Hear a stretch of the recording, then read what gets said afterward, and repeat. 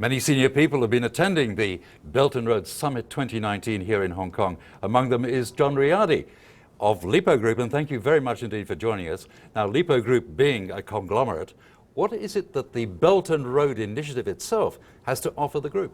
The Lippo Group is a consumer services group. Last year we served about 50 to 60 million unique Indonesians who in aggregate generate about 10,000 transactions every minute of the day. Our mission, our vision is to serve the rising middle-class Indonesians. Anything from healthcare to education to housing to financial services to media and whatnot. And as we take a look at the needs of this middle-class population, we think there are great opportunities for us to be able to synergize and to partner with other partners in China. So really looking at some of the, if you like, success stories that are out there on the Belt and Road Initiative, do any involve the Lippo Group? I think one would be housing.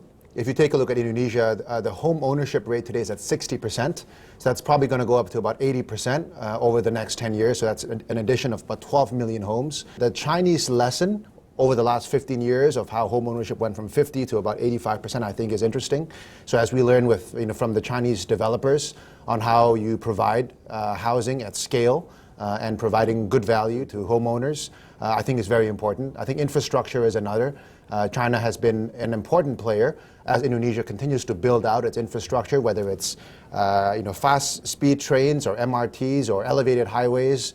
So yes, I think there's been a lot of success stories in Indonesia. And what about the virtual Belt and Road? And I understand that you yourself are very interested in the idea of e-commerce, for example, and pushing that as part of the Lippo Group's advances into the future. Yeah. Is that going to be the future for you? One of the most important changes going on today in Indonesia is the digital revolution. So if you take a look at China and the transformation that has occurred as a result of the digital transformation over the last 15 years, I think that same change is about to take place in Indonesia, but even at a faster pace.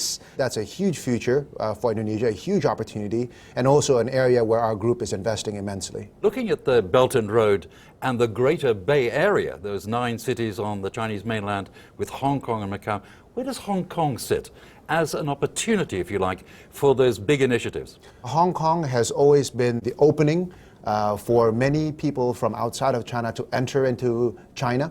For our group in particular, we've had a presence in Hong Kong since the 70s, and that has always served as our beachhead and as our international headquarters as we invested not only in China but also the whole of East Asia and North Asia.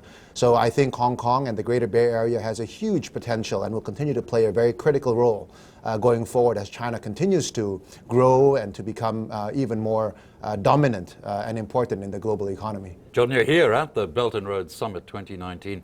How does this appeal to you? And what is the sort of feeling that you have as an opportunity, if you like, for Indonesia, for Indonesian businessmen that come, or businesswomen that come here to the Belt and Road Summit 2019?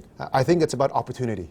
I think people recognize the opportunities that lie ahead and the potential to work with China and Chinese companies and partners to be able to realize those opportunities. So it's a very exciting time and atmosphere here at the Belt and Road Summit.